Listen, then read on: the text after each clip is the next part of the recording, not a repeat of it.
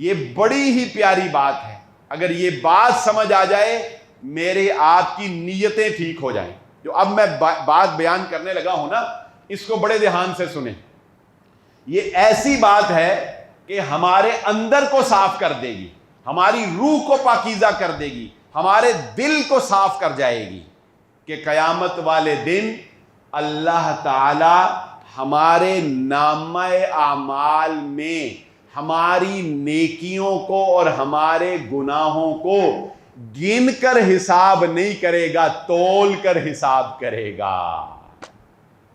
نامہ اعمال ترازو میں تولے جائیں گے, گنے نہیں جائیں گے. نمازیں گن کے پڑھتے ہیں نا, 1 2 3 4 5, 5 نمازیں دن میں گن کے پڑھتے ہو, تو گننی چاہیے تھی نا.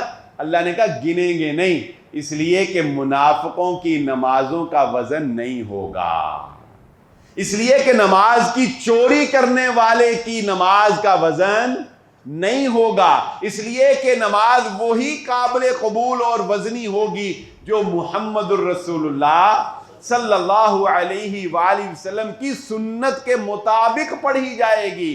وضو کے اعضاء اسی وضو سے چمکیں گے جو وضو محمد الرسول اللہ صلی اللہ علیہ وآلہ وسلم کے طریقے سے کیا جائے گا. اور اگر صدقہ دیتے ہوئے ریاکاری کا خیال آ گیا تو وزن ختم ہو جائے گا, الٹا گناہوں کا پلڑا بھاری ہو جائے گا.